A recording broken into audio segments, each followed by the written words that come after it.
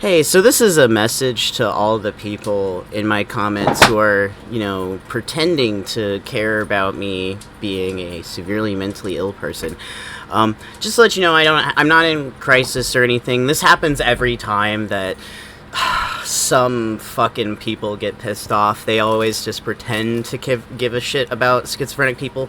So I want to use this as an opportunity to talk about what actually has been making me very emotional in the last few weeks.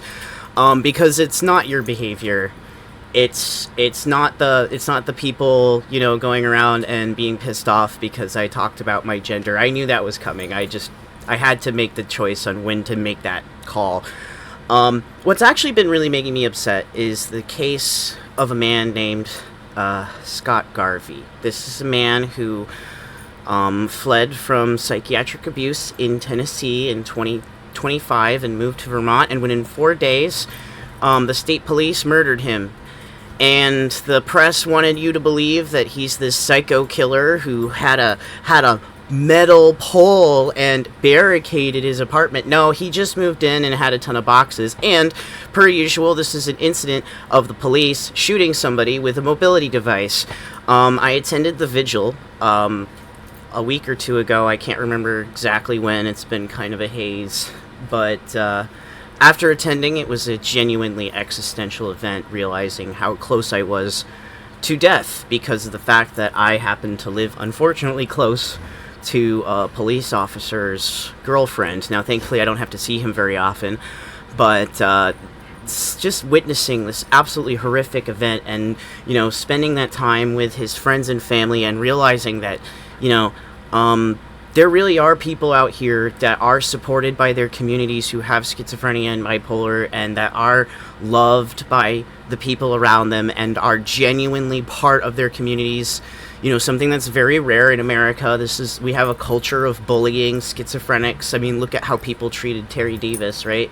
But no, this is a guy who was absolutely well respected by his community, and they cared about him, and they knew that he struggled with something that they didn't fully understand, and they did everything in their power to try to help him.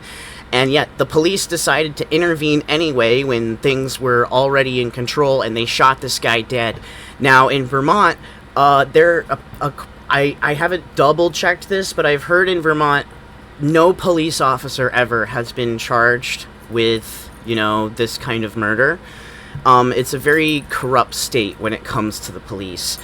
And as a result, I'll be honest with you, I'm not scared for my life. If the police did come, I would immediately live stream. And I think that alone would protect my life more than what Garvey had.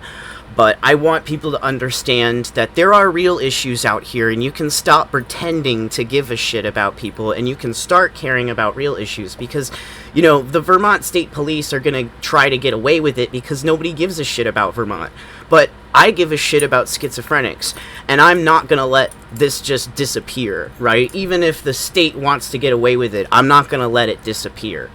So, if you give a shit about schizophrenics, I would suggest you check out, I believe it's justiceforscottgarvey.org. I'll have the link in the description. I don't have the website on me right now, but I just wanted to give that PSA to you guys because I know you like to pretend to care about schizophrenics. Now, here's a real opportunity to actually care about a schizophrenic who was murdered by the police in an act of completely unforgivable police violence. Thank you.